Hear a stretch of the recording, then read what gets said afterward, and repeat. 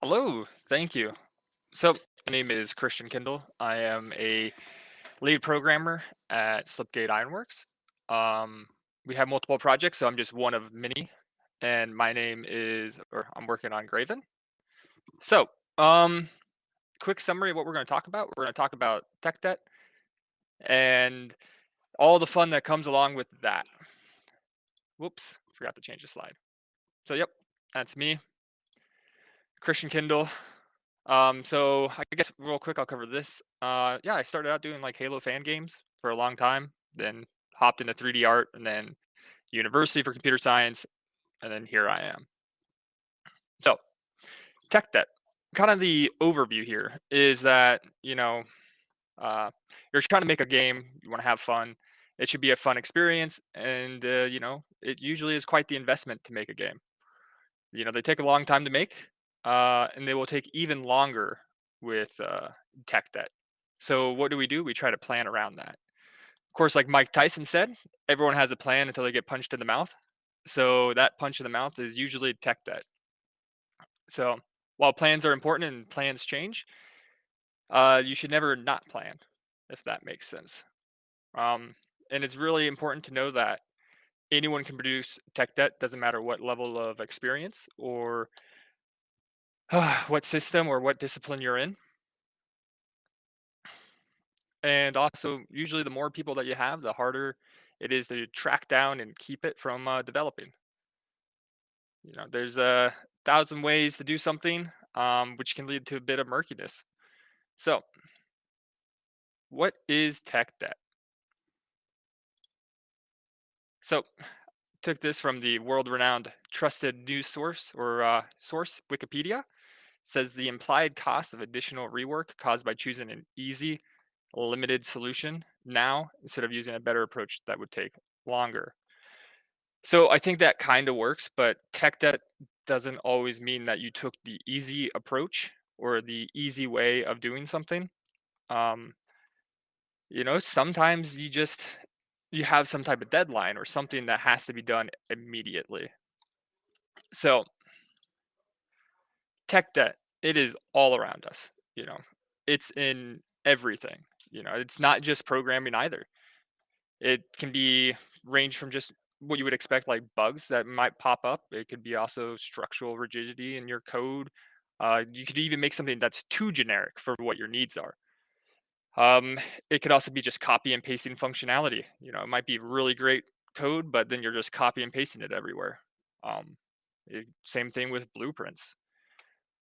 Bad naming conventions, no docs, outdated docs. I don't know which one is worse, having no docs or having ones that are no longer valid.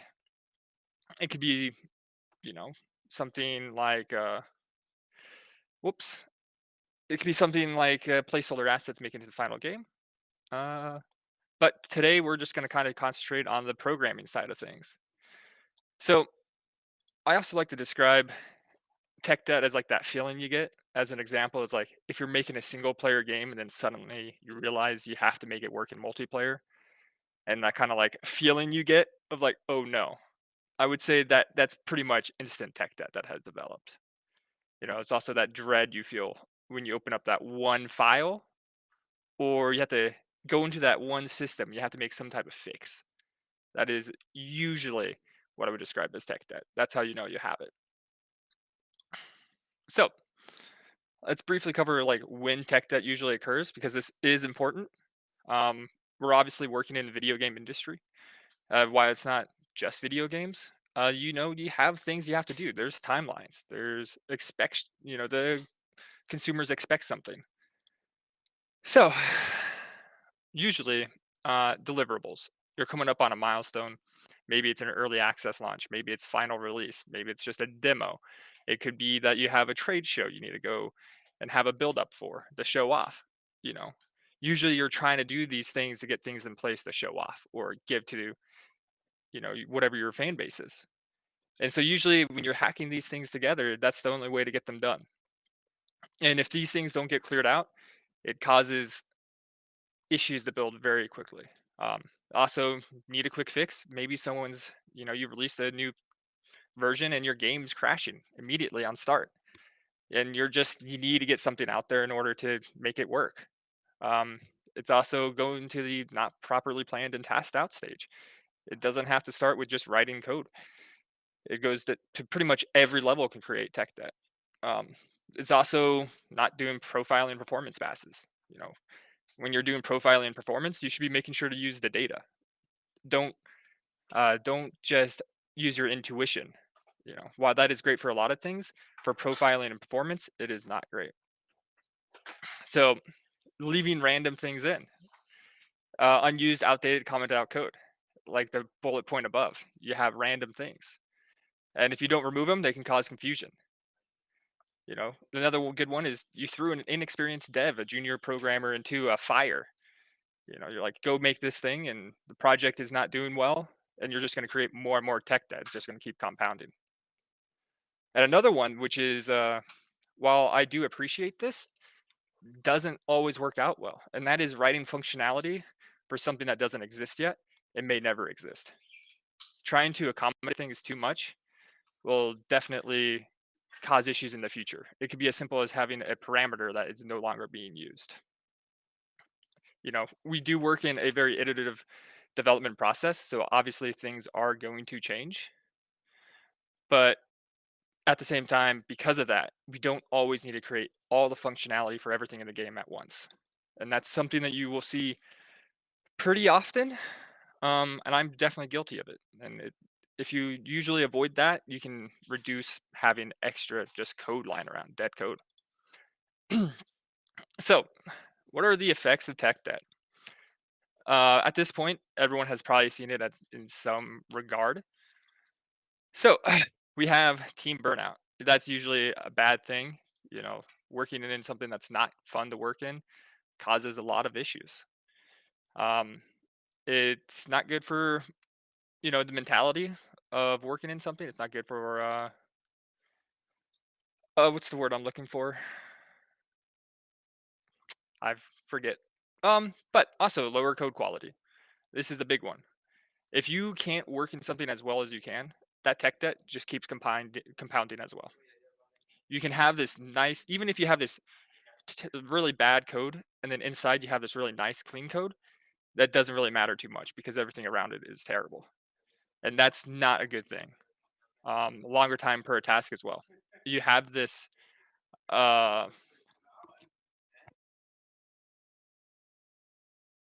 um, long time per task. We're all working on schedules and deadlines, and so if you can't properly schedule or figure things out, the entire project length extends. That's not good, especially if you have some type of investors or publishers or anything like that. This next one is also not great, and that's bugs galore. You're going to be running into bugs everywhere. And if you're trying to pump out like content or you're trying to extend systems, you're not going to be able to. You'll make a release and then you'll get a bunch of angry Steam reviews. And if you've never released a game and you haven't read through the Steam reviews, it will come. Hopefully, it's all positive, but sometimes it's not. And in my experience, uh, those reviews stay longer than any tech debt ever will. So that's something we want to avoid. So avoiding and reducing tech debt is the next and final section. And this is kind of broken down into two different categories, and that's passive and aggressive or active. So avoiding or passive, which is avoiding the creation of more. A big thing is, this is something that should be part of the normal process and avoids creation. A more You aren't actively developing anything, or you're sorry, you avoid the creation of more tech debt. And you aren't actively clearing any tech debt. So that's the passive side. So you have planning periods. So in the planning period, obviously this is something that can be uh, taking time to think about a task. It's planning and implementing a task.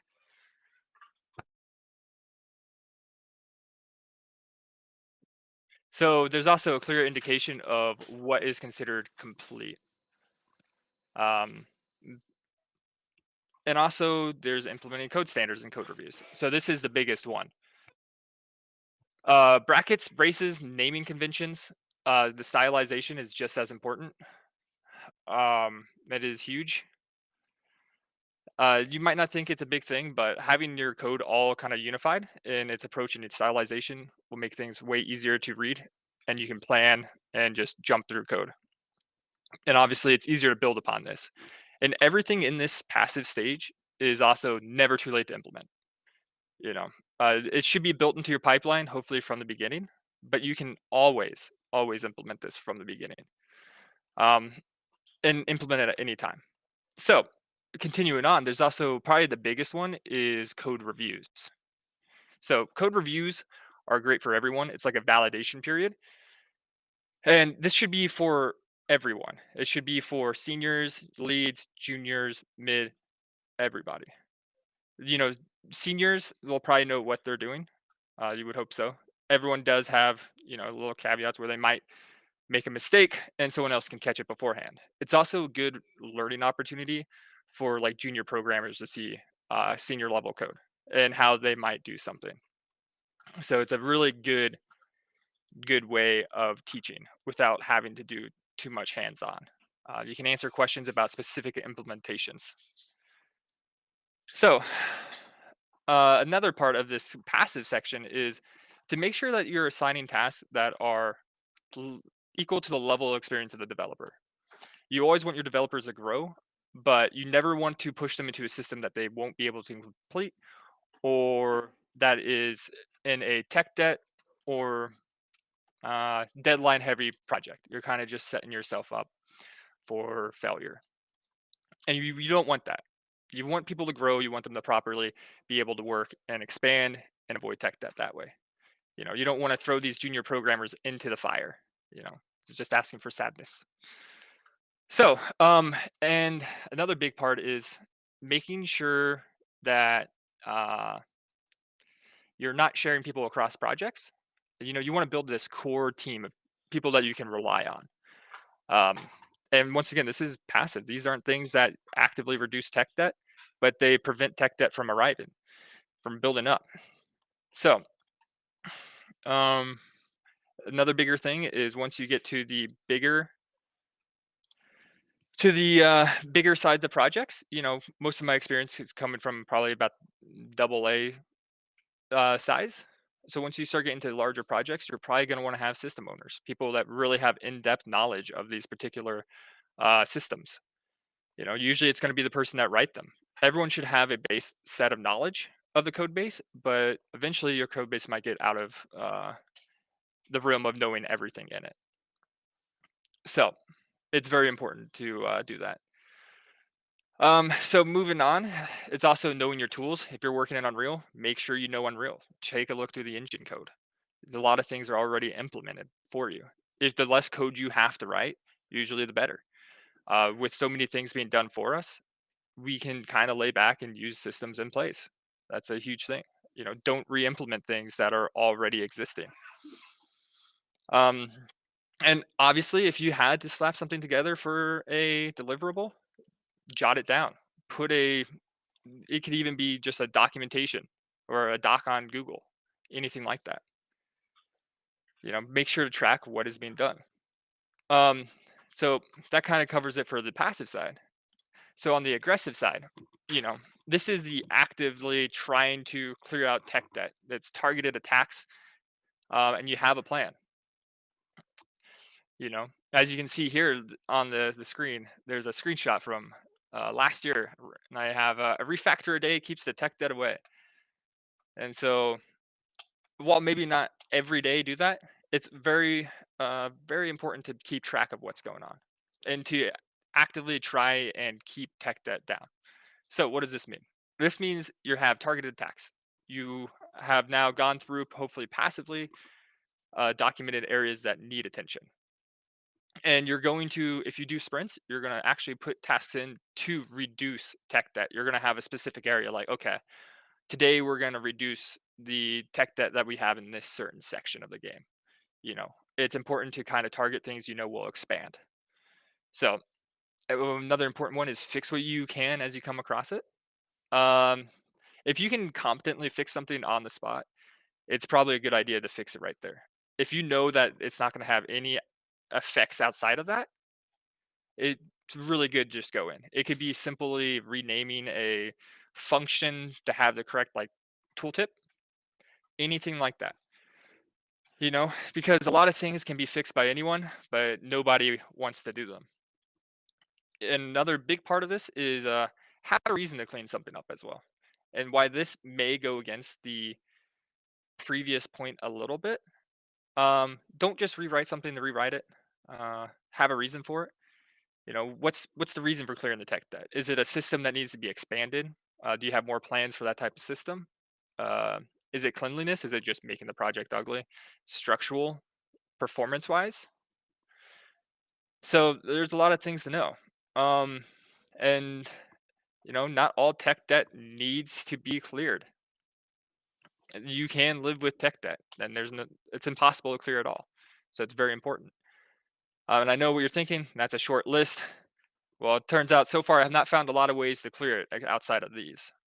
Um, but at the same time, this goes into like the programmer traits or individual traits of as a programmers we do have to be aware of a lot of other disciplines and their workflows.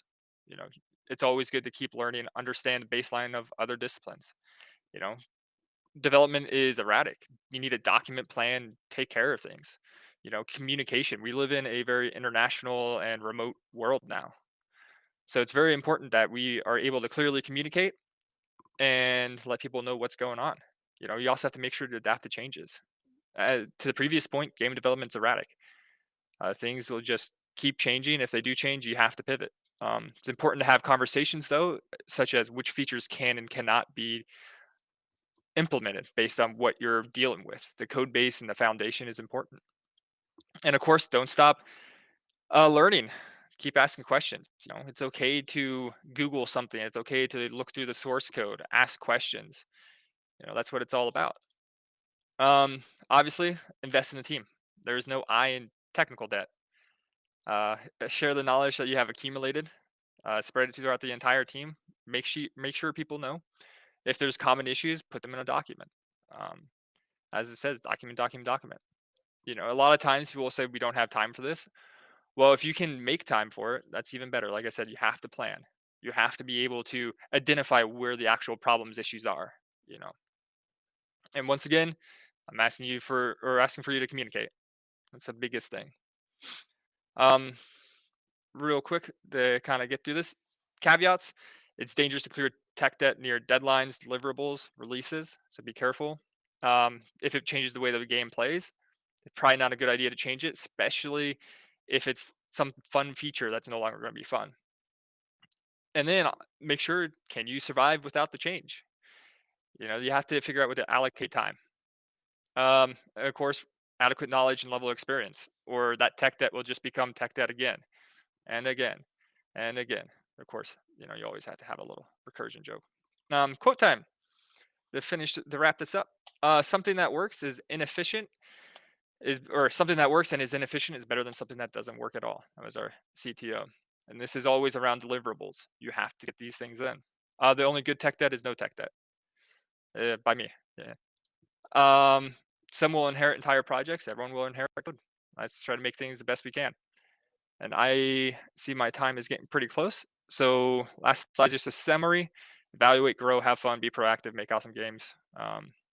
We'll always have tech debt. Do our best to keep it clear, minimize it. And then thank you.